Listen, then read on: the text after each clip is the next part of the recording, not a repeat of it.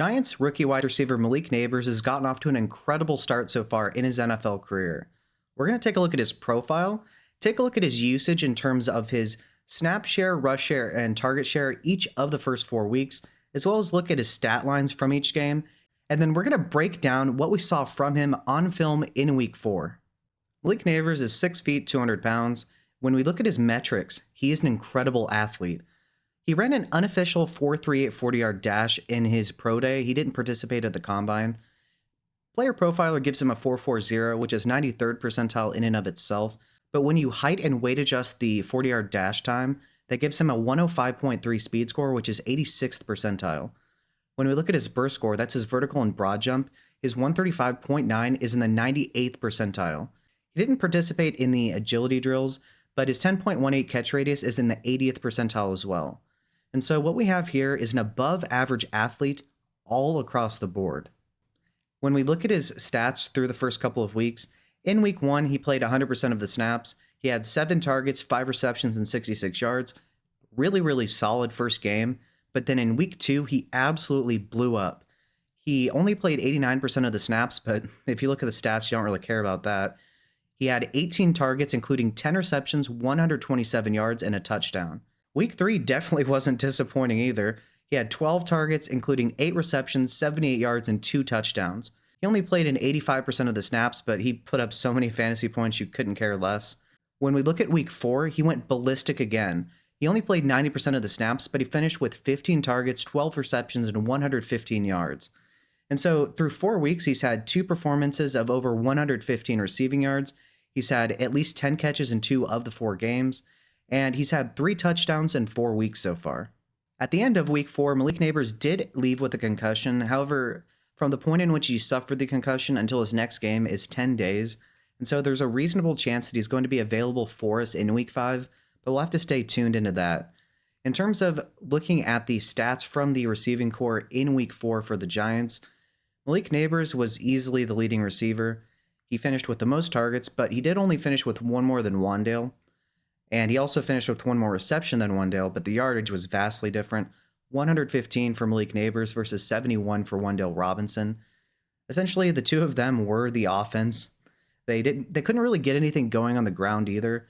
And so it was basically Malik Nabers or Wandale or bust. When we take a look at his per game stats here, in week 1, Malik Nabers played 100% of the snaps. He finished with 7 targets, including 5 receptions for 66 yards. That gave him a target share of 18.42%.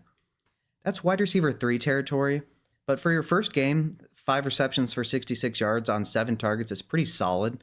When we look at week 2, however, on 89% of the snaps, he didn't record a rush, but he had a 66.67% target share. That's because he had 18 targets. He turned that into 10 for 127 and 1. When we look at week 3, he had 85% of the snaps. He did record 2 rushes for 4 yards, so that gave him a 6.25% rush share. And his 12 targets, including 8 receptions for 78 yards and 2 touchdowns, was good for a 36.36% target share in week 3. In week 4, he played 90% of the snaps. He had a 4.17% rush share. That's because he had an end around. He did lose 4 yards on it, but it's still nice to see that they're trying to get the ball in his hands and let him create in space. However, when we look at his target share, he had a 39.47% target share. That was 15 total targets, and he turned that once again into 12 for 115. Overall, you have to be thoroughly impressed. The most important thing to glean from this is look at his target share. Sure, in week 1, he had an 18.42%, but to have a 66.67% followed up by a 36.36 and 39.47, it's looking like there's a reasonable chance he's going to finish the season with a 35 to 38% target share, and especially if this keeps up. He is the clear focal point of the offense, as he should be, and he's producing massively for us in fantasy football. The first play we're going to take a look at here, Malik Nabers is at the bottom of your screen. He's running a sluggo or a fake slant and go. He gets probably 20 yards of separation. And one of the best things about Malik Nabers is that he's so explosive with his movements and efficient that he gets tons of separation. In my opinion, he is by far the best separator in this class. This is just an example. Usually he doesn't get quite this much separation, but he snatched that guy's ankles, threw them across the stadium. He'll find him eventually. He gets a good amount of yak too. It's a shame he wasn't able to beat the safety at the end there, but still, awesome play nonetheless. And this was at the beginning of the game, and as soon as you saw this, you knew he was in for a big day. On this next play, Malik Nabers is running a curl route from the slot at the top of your screen. He's wide open instantly. Unfortunately, he drops the ball. Daniel Jones, to be fair to Malik Nabers, Daniel Jones hits him on the inside shoulder towards the defenders, allowing him to get smacked and drop the ball. If he would have hit him on the outside, he would have been able to turn upfield, probably gotten a first down, but unfortunately, Daniel Jones is going to Daniel Jones. One small criticism of Malik Nabers is out of the big three wide receivers between him, Harrison, and Odunze, he is by far the worst at the catch point. He's not very good at finishing through contact. Now, he's so good at just about everything else that he does that he by far and away makes up for that. I mean, he is having the best rookie season out of the three. That is just one small criticism of Malik Nabers, however. On this play, Malik Nabers is at the top of your screen. He's running a deep curl route. One thing I would like to see from him, and it didn't matter on this play.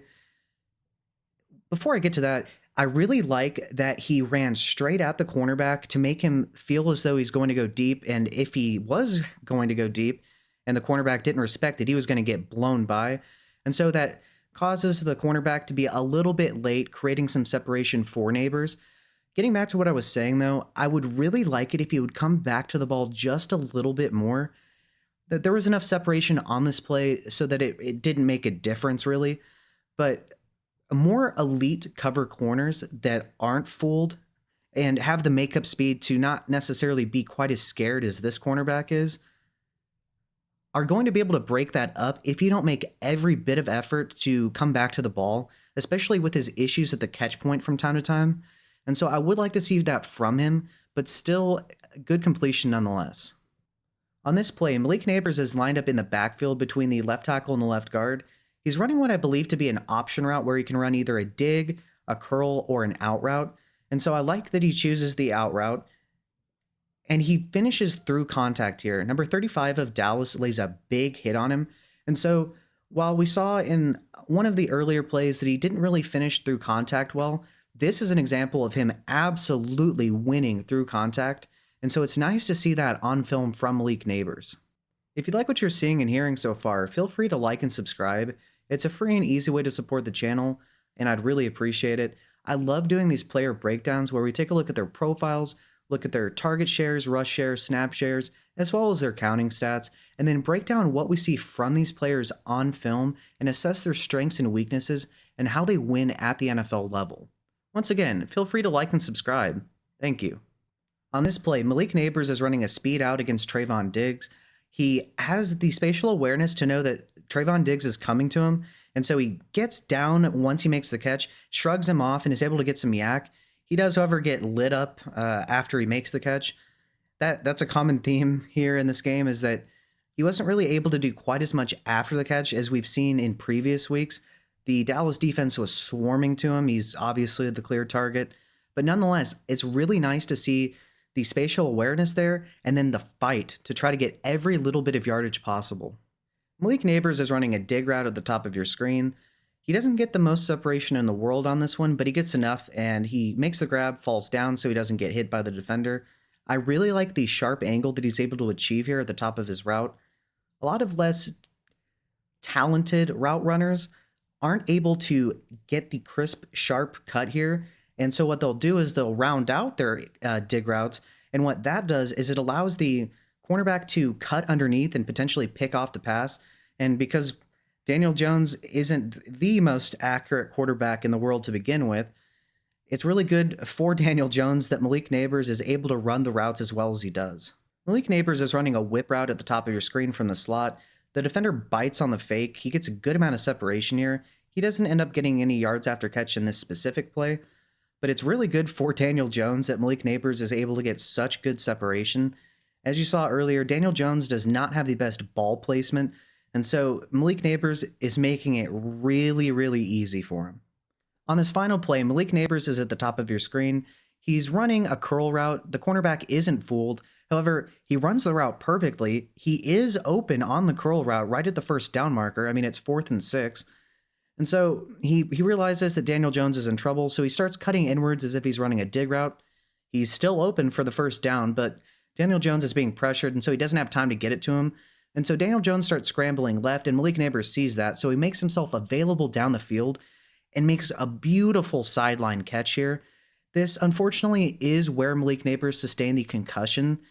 He was hit right on his head.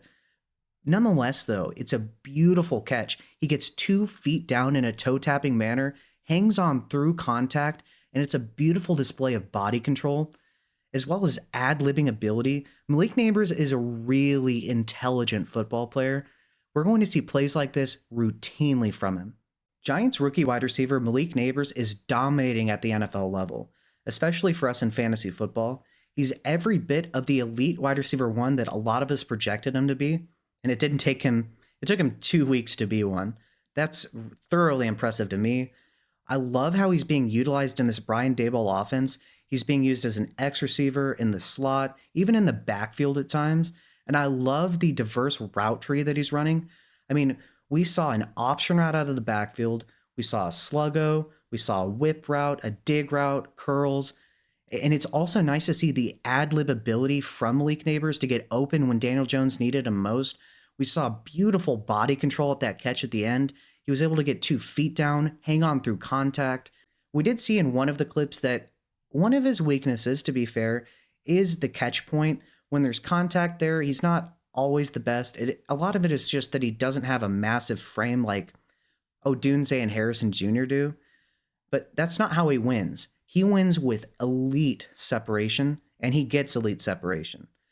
This guy is going to dominate at the NFL level for years to come. There aren't very many cornerbacks, if any, that are going to be able to shut him down. He is too talented. I'm curious. I want to ask you guys, do you think that he's already a top 10 wide receiver? Is he top 5? Where, in terms of real life talent, would you rank Malik Nabers right now? Please let me know below in the comment section. With that being said, if you like what you've seen and heard in this video, feel free to like and subscribe. It's a free and easy way to support the channel. I love doing these player breakdowns. And yeah, if you want to see more, like and subscribe. Thank you.